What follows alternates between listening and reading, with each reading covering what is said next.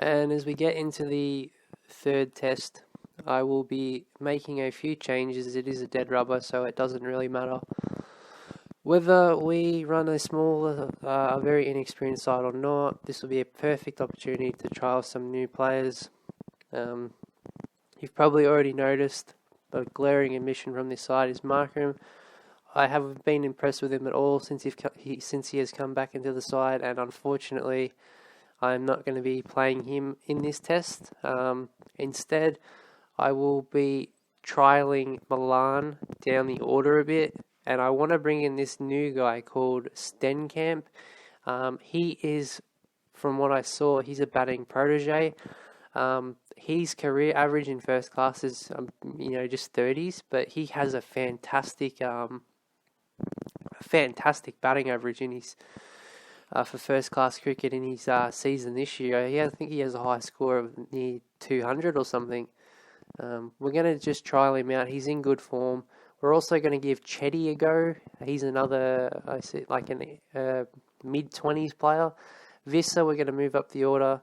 I'm not convinced on Bushy Kidwell. Unfortunately, he will be moved out. I did realise that I have Milan not in the squad. I got to put him back in. I do kind of want to give Player a go as well, just to sort of see what he's at. But I'm going to actually rest in Giddy. I haven't been impressed with him at all since I know he only came back for that one test, but as I said, it's a dead rubber. We're just going to mix and mash a bit for this last test and see what happens. We can win this test. I think we have a lot of promising players in the side, and as you see there, we're going to run with the four bowlers again. So if we do need to bowl, it will be with Alga. Whether that'll work out well, I'm not sure. We at least win the toss, and Lauren Stenkamp in his first test gets out for 7. Cody Chetty comes into the to bat at 3, and Dean Elgar will be batting, obviously, as the opener. We're hoping that we can at least get a decent score here. I think India's made a few changes to their squad based off seeing some of their bowlers. And again, Kohli has started to bowl. I'm not sure why India are doing that. That's like the third test he's done that, where he's bowling in the first session for some reason. I have no idea why. Cody Chetty does look promising here. He's 35 not out. And Dean Olga, can he get 50? Cody Chetty goes out for 36.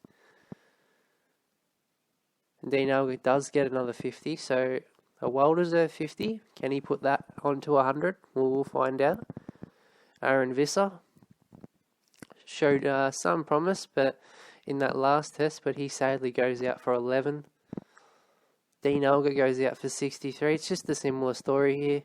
Dean Elgar, once he gets to 50s, his strike rate for converting to 100s is very poor. I would like to see that increased in his time at the crease. I mean, he's there for a long time. I don't know why he's struggling to convert those runs into big scores.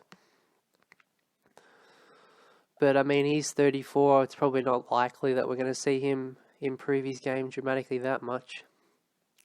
And Player in his first test goes out for 18.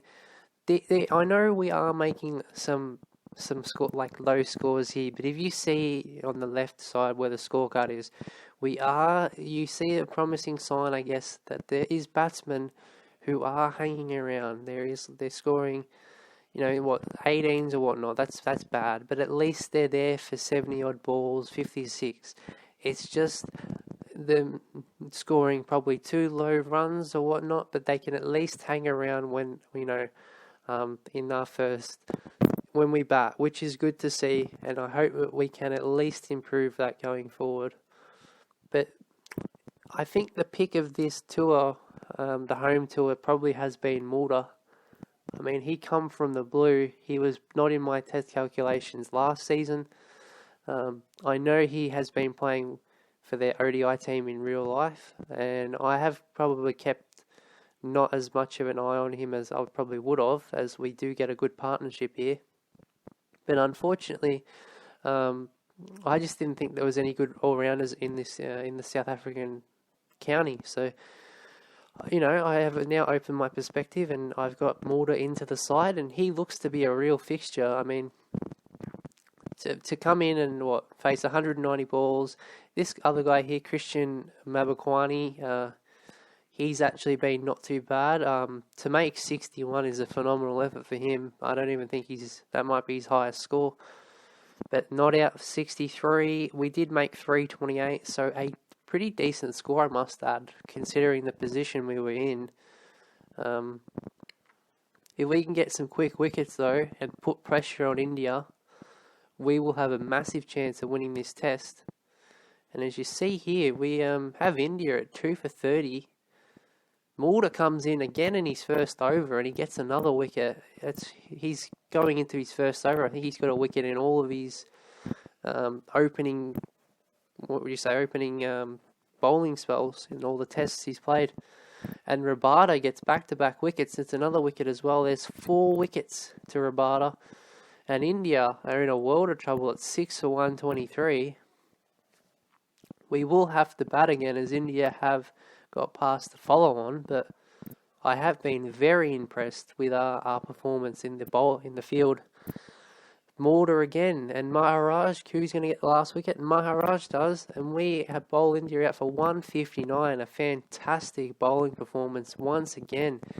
Can the the batters capitalise here? If we can get a decent score here, we are a massive chance. I mean, we wouldn't want to lose it from here. We still can if we somehow collapse, but we will see. As Lauren Stenkamp, Laureen, I think. Again, he's showing some potential. I mean, he's going at quite a decent rate. Be good if he can get a 50 in his first test. I do like to see people get scores in their first test, and he does. Really promising signs here from Laureen Steenkamp. Alga's just casually hanging around, but I mean, I'm happy he got 56. There is some signs that he can develop into a good player there. Yeah, I am quite pleased to see that he can hang around, and hopefully Alga can get another 50. Cody Chetty, I'm not sure if he's going to turn out to be any good. I was only playing him because he was actually the leading run scorer in first class cricket for 2021. So, I mean, it wouldn't seem right for me not to give him a go. I mean, it is a dead rubber test. So, there is a few promising signs here. He is hanging around and he is making some runs. As Alga brings up, obviously, another 50. Hopefully, he can convert this into 100. But Cody Chetty can't get 50. It was the same story in the first innings where he was on 30 odd and he got out. So he can get a decent score. He mightn't be a number 3. He might be more of a number 5. So there's always worth that to consider. Aaron Visser is a very defensive batsman. So he's going at a very slow rate here. Alga, can he bring up 100? And he does. Fantastic job. Really good job from Dean Alga. Really pleased about that performance. I'm really happy that he converted a 50 into 100. He hasn't done that a lot in the time I've taken over this squad. Aaron Visser, he is going at a snail's pace. 16 off 120 odd balls. Wow. But while I'm saying that, we are on a lead of 422, so this is probably an insurpassable lead. I'm going to try and get the lead just to 500, because you never know. There is still basically 4 sessions to go. And I've seen some very silly things in Cricket Captain where the AI go very aggressive and they still somehow win. Fantastic performance from Dean Alga. He gets 142 off 408 balls though, so a very slow innings. We'll see what we can do here. We do lead by 482. I'm not going to declare just yet. I will probably declare either just before stumps or at the start of the 5th day. I see there's no point really to do it now.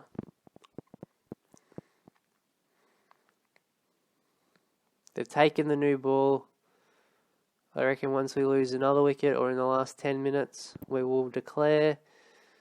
And that should be enough there.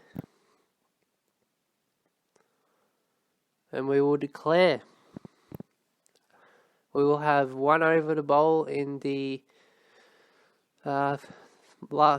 fourth day, and we're now in the final day. India need 520 odd to win. We are going for the victory. Obviously, we will be turning wickets on because we are at a big chance of winning. Is that out? And it looks like it's going down leg stump. Mabakwani. I'm going to actually turn it off. Court note. 3 chances in a row, so I might turn this off to wickets only. We can't get another wicket.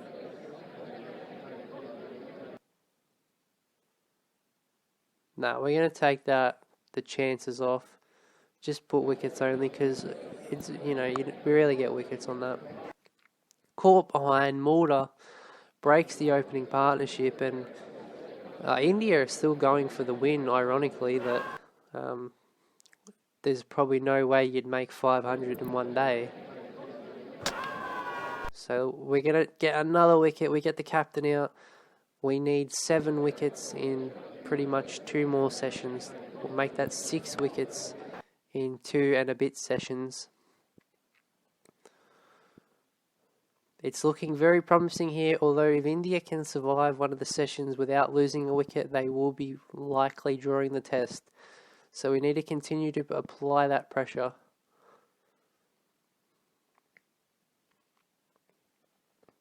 Go back to Maharaj. Rabada comes into Iyer and he breaks that partnership between him and Rishad Pant. A fantastic wicket to take there. We need 5 more wickets. Mambuakwani comes in and he takes another wicket. Again, he'll take another wicket. And we only need 3 more to win the test. Maharaj, look at all those fielders around the spinner. He comes in, LBW, Bumrah is out. We need 2 more wickets, and it's been a well-deserved victory coming. LBW, perfect. 1 more wicket. Let's get Mulder back on, and he will break it. And that will be a well-deserved win. We haven't won for a long time. Probably a good year. I think the last test we won was against Sri Lanka. So a fantastic performance here. Dino got a well-deserved man of the match. Fantastic performance. And pretty much, though, that is it for the Indian series. I will be back for the, I think, as you see there, that is what we did lose the test series 2-1, but we did get that last win where we completely destroyed India. But yeah, that was good to see. We did move down in the cricket rankings to 5. We're now tied with New Zealand. I think, so Milan moved down in the cricket rankings. He's now 10th. And Rabada has moved up into the top 10. And I will see you guys in the next series.